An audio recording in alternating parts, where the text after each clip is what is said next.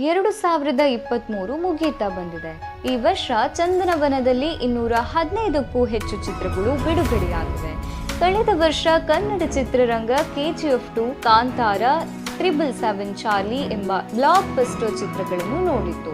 ಈ ಚಿತ್ರಗಳಿಂದಾಗಿ ಇಡೀ ಭಾರತೀಯ ಚಿತ್ರರಂಗ ಕನ್ನಡದತ್ತ ತಿರುಗಿ ನೋಡುವಂತೆ ಆಗಿತ್ತು. ಈ ವರ್ಷ ಇನ್ನಷ್ಟು ಚಿತ್ರಗಳು ಕನ್ನಡ ಚಿತ್ರರಂಗವನ್ನು ಎತ್ತರಕ್ಕೆ ಕೊಂಡೊಯ್ಯಬಹುದು ಎಂಬ ನಿರೀಕ್ಷೆಗಳಿದ್ದವು. ಆದರೆ ಈ ವರ್ಷ ಕೆಲವು ಚಿತ್ರಗಳು ದುಡ್ಡು ಮಾಡಿದವಾದರೂ ಯಾವುದು ಆ ಲೆವೆಲ್ಗೆ ಹೋಗಲಿಲ್ಲ ಎಂಬುದು ಬೇಸರದ ವಿಷಯ.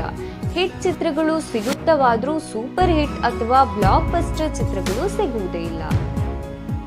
ಈ ವರ್ಷ ಬಿಡುಗಡೆಯಾದ ಮೊದಲ ದೊಡ್ಡ ಕನ್ನಡ ಚಿತ್ರವೆಂದರೆ ಅದು ದರ್ಶನ್ ಅಭಿನಯದ ಕ್ರಾಂತಿ. ಗಣರಾಜ್ಯೋತ್ಸವದ ಅಂಗವಾಗಿ ಈ ಚಿತ್ರ ದೊಡ್ಡ ನಿರೀಕ್ಷೆಗಳೊಂದಿಗೆ ಬಿಡುಗಡೆಯಾಗಿತ್ತು. ದರ್ಶನ್ ಅವರ ಸ್ಟಾರ್ ಸ್ಟೇಟಸ್ನಿಂದಾಗಿ ಚಿತ್ರ ನಿರ್ಮಾಪಕರಿಗೆ ದುಡ್ಡು ತಂದು ಕೊಟ್ಟಿದ್ದಾದರೂ ಚಿತ್ರ ನೋಡಿದ ಪ್ರೇಕ್ಷಕರಿಗೆ ಅಷ್ಟೇನು ಖುಷಿಯಾಗಲಿಲ್ಲ. ಇದೇ ಮಾತು ಉಪೇಂದ್ರ ಅವರ ಕಬ್ಜಾ ಚಿತ್ರಕ್ಕೂ ಸಲ್ತಿದೆ. ಆರ್ ಚಂದ್ರು ನಿರ್ದೇಶನದ ಈ ಪ್ಯಾನ್ ಇಂಡಿಯಾ ಚಿತ್ರವು ಕನ್ನಡ ಚಿತ್ರರಂಗಕ್ಕೆ ಮತ್ತೊಂದು KGF ಆಗಬಹುದು ಎಂಬ ನಿರೀಕ್ಷೆ ಎಲ್ಲರಲ್ಲೂ ಇತ್ತು. ಆದರೆ ಅದು ಸುಳ್ಳಾಯಿತು. ನಿರ್ಮಾಪಕರು ದುಡ್ಡು ಮಾಡಿದ್ರಾದ್ರೂ ಕನ್ನಡ ಚಿತ್ರರಂಗಕ್ಕೆ ಈ ಚಿತ್ರ ದೊಡ್ಡ ಪೆಟ್ಟು ನೀಡಿತು. ಬಹಳ ನಿರೀಕ್ಷೆ ಇಟ್ಟು ಈ ಚಿತ್ರವನ್ನು ಪರಭಾಷೆಗಳಲ್ಲಿ ದೊಡ್ಡ ಸಂಸ್ಥೆಗಳು ಖರೀದಿಸಿದವು. ಆದರೆ ಚಿತ್ರ ನಿರೀಕ್ಷಿತ ಮಟ್ಟಕ್ಕೆ ಇರದ ಕಾರಣ ನಂಬಿಕೆ ಹುಸಿಯಾಯಿತು. ಕಬ್ಜಾ ಇಡೀ ಕನ್ನಡ ಚಿತ್ರರಂಗಕ್ಕೆ ಅದೆಷ್ಟು ದೊಡ್ಡ ಪೆಟ್ಟು ನೀಡಿತು ಎಂದರೆ, ಬೇರೆ ಭಾಷೆಯವರಾಗಲಿ OTT ಅವರಾಗಲಿ ಮೊದಲಿನಂತೆ ಕನ್ನಡ ಚಿತ್ರಗಳ ಹಕ್ಕುಗಳನ್ನು ಕೊಳ್ಳುವುದನ್ನು ಕಡಿಮೆ ಮಾಡಿತು. ಮೊದಲು ಚಿತ್ರ ತೋರಿಸಿ ಆ ನಂತರವಷ್ಟೇ ಬಿಸ್ನೆಸ್ ಎಂದು ಷರತ್ತು ಹಾಕತೊಡಗಿದ್ದಾರೆ. ಇದರಿಂದ ಬೇರೆ ಚಿತ್ರಗಳಿಗೆ ಪೆಟ್ಟು ಬಿದ್ದಂತಾಗಿದೆ. ಕನ್ನಡ ಚಿತ್ರರಂಗಕ್ಕೆ ದೊಡ್ಡ ಪೆಟ್ಟು ಬಿದ್ದರೂ ನಿರ್ಮಾಪಕರಿಗೆ ಲಾಭ ತಂದು ಕೊಟ್ಟಿದೆ. ಕ್ರಾಂತಿ ಮತ್ತು ಕಬ್ಜಾ ಚಿತ್ರಗಳನ್ನು ಹೊರತುಪಡಿಸಿದರೆ ಮಿಕ್ಕಂತೆ ಈ ವರ್ಷ ಬಿಡುಗಡೆಯಾದ ಯಾವ ಚಿತ್ರವೂ 20 ಕೋಟಿ ಮೀರಿಲ್ಲ.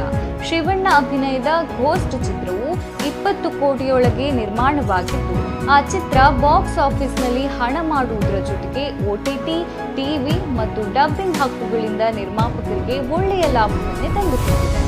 ರಕ್ಷಿತ್ ಶೆಟ್ಟಿ ನಿರ್ಮಾಣದ ಮತ್ತು ಅಭಿನಯದ ಸಪ್ತ ಸಾಗರದಾಚೆ ಎಲ್ಲೋ ಸೈಡ್ A ಮತ್ತು B ಚಿತ್ರಗಳಿಗೆ 10 ಕೋಟಿ ಬಜೆಟ್ ಆಗಿದೆ ಎಂದು ಹೇಳಲಾಗ್ತಾ ಇದೆ.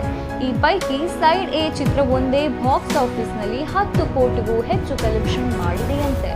ಮಿಕ್ಕಂತೆ ಸೈಡ್ B ಯ ಕಲೆಕ್ಷನ್ ಡಬ್ಬಿಂಗ್, OTT ಮತ್ತು ಸ್ಯಾಟಿಲೈಟ್ ಹಕ್ಕುಗಳಿಂದ ರಕ್ಷಿತ್ ಶೆಟ್ಟಿಗೆ 15ರಿಂದ 20 ಕೋಟಿ ಬಂದಿರಬಹುದೆಂಬ ಅಂದಾಜು. ಈ ವರ್ಷ ಇದರಿಂದ 10 ಕೋಟಿ ಬಜೆಟ್ನಲ್ಲಿ ನಿರ್ಮಾಣವಾದ ಚಿತ್ರಗಳೆಂದರೆ ಅದು ಹಾಸ್ಟೆಲ್ ಹುಡುಗರು ಬೇಕಾಗಿದ್ದಾರೆ, ಗುರುದೇವ್ ಹೊಯ್ಸಳ ಮತ್ತು ಡಾರ್ಲಿಂಗ್ ಕೃಷ್ಣ ಅಭಿನಯದ ಕೌಸಲ್ಯ ಸುಪ್ರಜಾ ರಾಮ ಎಂಬ ಸುದ್ದಿ ಇದೆ.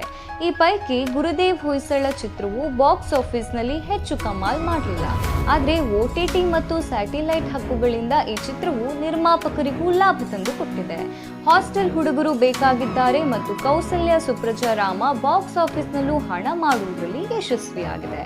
ಪೂರ್ಣಚಂದ್ರ ತೇಜಸ್ವಿ ಅವರ ಅಭಿಮಾನಿಗಳೇ ಸೇರಿ ನಿರ್ಮಿಸಿದ ಡೇರ್ ಡೆವಿಲ್ ಮುಸ್ತಾಫಾ ಚಿತ್ರವು ಚಿತ್ರಮಂದಿರಗಳಲ್ಲಿ ದುಡ್ಡು ಮಾಡುವುದರ ಜೊತೆಗೆ ಪ್ರೇಕ್ಷಕರ ಮನಸ್ಸಿಗೂ ಹತ್ತಿರವಾಯಿತು. 5 ಕೋಟಿಗಿಂತಲೂ ಕಡಿಮೆ ಬಜೆಟ್ನಲ್ಲಿ ನಿರ್ಮಾಣವಾದ ಚಿತ್ರಗಳೆಂದರೆ ಅದು ರಮೇಶ್ ಅರವಿಂದ್ ಅಭಿನಯದ ಶಿವಾಜಿ ಸುರತ್ಕಲ್, ಜಗ್ಗೇಶ್ ಅಭಿನಯದ ರಾಘವೇಂದ್ರ ಸ್ಟೋರ್ಸ್, ನಾಗಭೂಷಣ ಅಭಿನಯದ ಟಗರು ಪಲ್ಯ ಮತ್ತು ಆಚಾರ್ ಆ್ಯಂಡ್ ಕೋ ಚಿತ್ರಗಳು ಚಿತ್ರಮಂದಿರಗಳಲ್ಲಿ ತಕ್ಕ ಮಟ್ಟಿಗೆ ಕಲೆಕ್ಷನ್ ಆಗುವುದರ ಜೊತೆಗೆ ಪ್ರೇಕ್ಷಕರ ಮೆಚ್ಚುಗೆ ಗಳಿಸುವುದರ ಜೊತೆಗೆ ಸ್ಯಾಟಿಲೈಟ್ ಮತ್ತು OTTಯಿಂದಲೂ ಹಣ ಬಂದಿದೆ. ಇದಲ್ಲದೆ ಕೋಮಲ್ ಅಭಿನಯದ ನಮೋ ಭೂತಾತ್ಮ 2 ಮತ್ತು ವಿನೋದ್ ಪ್ರಭಾಕರ್ ಅಭಿನಯದ ಫೈಟರ್ ಚಿತ್ರಗಳು ಬಾಕ್ಸ್ ಆಫೀಸ್ನಲ್ಲಿ ದೊಡ್ಡ ಸದ್ದು ಮಾಡಿತ್ತು.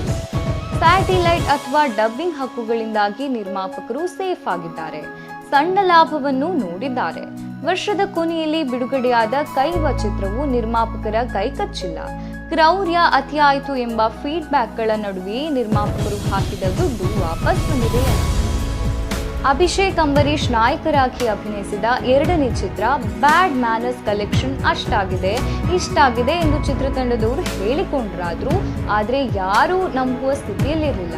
ಚಿತ್ರ ನೋಡಿದ ಪ್ರೇಕ್ಷಕರಿಂದ ಅಭೂತಪೂರ್ವ ಪ್ರತಿಕ್ರಿಯೆಯೇನೂ ಸಿಗಲಿಲ್ಲ. ಅಭಿಷೇಕ್ ಮತ್ತು ಚಿತ್ರತಂಡ ಹೋದ ಚಿತ್ರಗಳು ಹೌಸ್ಫುಲ್ ಆಗಿದ್ದರೂ ಮಿಕ್ಕಂತೆ ಬೇರೆ ಚಿತ್ರಮಂದಿರಗಳು ಹೌಸ್ಫುಲ್ ಪ್ರದರ್ಶನಗಳನ್ನು ಕಾಣಿಲ್ಲ. ಹಾಗಾಗಿ ಬ್ಯಾಡ್ ಮ್ಯಾನರ್ಸ್ ಚಿತ್ರದ ಯಶಸ್ಸಿನ ಬಗ್ಗೆ ಹಲವಾರು ಅನುಮಾನ ಮತ್ತು ಗೊಂದಲಗಳಿವೆ. ಇದು ಈ ವರ್ಷ ದುಡ್ಡು ಮಾಡಿದ ಒಂದಿಷ್ಟು ಚಿತ್ರಗಳು. ಈ ಪಟ್ಟಿಯಲ್ಲಿ ಇಲ್ಲದಿರುವ ಒಂದು ಚಿತ್ರವೆಂದರೆ ಅದು ದರ್ಶನ್ ಅಭಿನಯದ ಕಾಟೇರ. ಡಿಸೆಂಬರ್ 29ಕ್ಕೆ ಬಿಡುಗಡೆಯಾಗಲಿರುವ ಈ ಚಿತ್ರವು ಬಾಕ್ಸ್ ಆಫೀಸ್ನಲ್ಲಿ ಧೂಳಿಪಟ ಎಬ್ಬಿಸುವ ನಿರೀಕ್ಷೆ ಇದೆ. ಈ ಚಿತ್ರದ ಬಗ್ಗೆ ಅಭಿಮಾನಿಗಳಲ್ಲಿ ಅಪಾರವಾದ ನಿರೀಕ್ಷೆಗಳಿದ್ದು, ಈ ಚಿತ್ರವು 2023ರ ಬ್ಲಾಕ್ ಬಸ್ಟರ್ ಆಗಬಹುದು ಎಂಬ ನಿರೀಕ್ಷೆ ಇದೆ. ಚಿತ್ರ ಎಷ್ಟು ಯಶಸ್ವಿಯಾಗ್ತದೆ, ನಿರ್ಮಾಪಕರಿಗೆ ಎಷ್ಟು ಲಾಭ ತಂದು ಕೊಡ್ತದೆ ಎಂಬುದು ಚಿತ್ರ ಬಿಡುಗಡೆಯಾದ ಮೇಲಷ್ಟೇ ನೋಡಬೇಕು. ಇದು 2023ರ ಕನ್ನಡ ಚಿತ್ರಗಳ ರೌಂಡ್ ಅಪ್. ಈ ವರ್ಷ ಲಾಭಕ್ಕಿಂತ ನಷ್ಟವೇ ಹೆಚ್ಚಾಗಿದೆ. ನಷ್ಟ ಎನ್ನುವುದು ಒಂದು ಕಡೆಯಾದರೆ, ಕನ್ನಡ ಚಿತ್ರಗಳನ್ನ ನೋಡುವವರ ಸಂಖ್ಯೆ ಈ ವರ್ಷ ಗಣನೀಯವಾಗಿ ಕಡಿಮೆಯಾಗಿದೆ ಎಂದರೆ ತಪ್ಪಿಲ್ಲ. ಮುಂದಿನ ವರ್ಷವಾದರೂ ಲಾಭದ ಪ್ರಮಾಣ ಮತ್ತು ನೋಡುಗರ ಸಂಖ್ಯೆ ಹೆಚ್ಚಾಗ್ತದಾ ಎಂಬುದನ್ನ ನೋಡಬೇಕು.